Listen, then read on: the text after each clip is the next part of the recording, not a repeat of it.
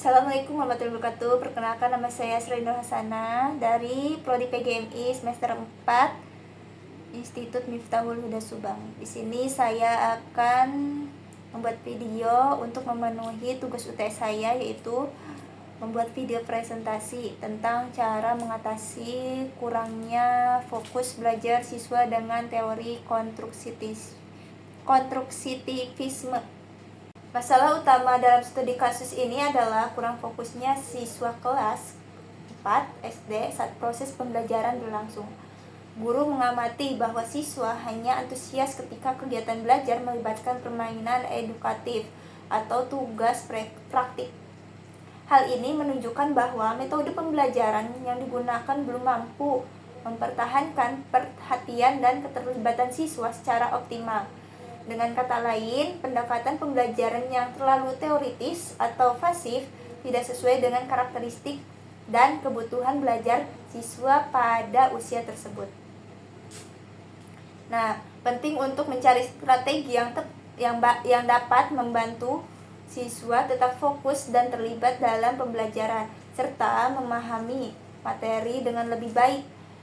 Hal ini juga melibatkan pemahaman tentang bagaimana siswa belajar dan bagaimana guru dapat menyesuaikan metode pengajaran untuk meningkatkan keterlibatan siswa.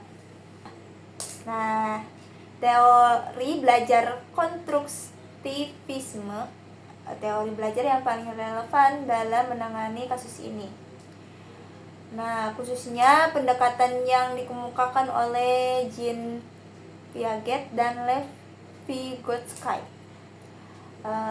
Konstruktivisme menekankan bahwa belajar adalah proses aktif di mana siswa membangun sendiri pengetahuan mereka melalui pengalaman langsung, eksplorasi, dan interaksi sosial. Dalam pendekatan ini, siswa bukan sekadar penerima informasi, tetapi sebagai subjek aktif yang membentuk pemahaman melalui keterlibatan nyata dalam kegiatan belajar. Nah, teori konstruktivisme ini cocok diterapkan karena siswa SD terutama kelas 4 berada pada tahap operasional konkret menurut Piaget. Pada tahap ini, anak-anak belajar paling baik melalui pengalaman langsung dan manipulasi objek nyata. Permainan edukatif dan tugas praktik memungkinkan siswa membangun konsep melalui aktivitas nyata, bukan hanya sekedar penjelasan. Selain itu, menurut Vygotsky, pembelajaran sosial dalam bentuk kerja kelompok atau bimbingan dari guru sangat penting untuk mendorong perkembangan proksimal, yakni kemampuan yang bisa mencapai siswa dengan bantuan orang lain untuk menerapkan teori konstruktivisme ini.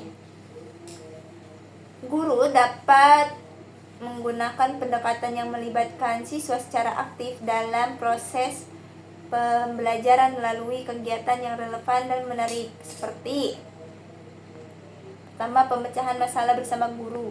Guru bisa memulai dengan memberikan sebuah masalah yang berkaitan dengan langsung dengan kehidupan sehari-hari siswa. Misalnya, dalam pembuatan matematika, guru dapat memberikan situasi yang melibatkan pembagian barang dan jumlah tertentu antara teman-teman. Siswa dapat bekerja dalam kelompok untuk mencari solusi bersama. Ini mendorong interaksi sosial dan pengembangan pemikiran kritis. Yang kedua yaitu kegiatan eksperimen atau praktik, yaitu kegiatan ini harus memiliki kaitan langsung dengan materi yang sedang dipelajari dan memungkinkan siswa untuk mengonstruksi pengetahuan melalui pengalaman praktis. Yang ketiga yaitu diskusi dan refleksi. Siswa diminta untuk menghubungkan pengalaman yang baru mereka dapat dengan pengetahuan yang sudah mereka miliki sebelumnya. Lalu yang keempat yaitu menggunakan media dan teknologi.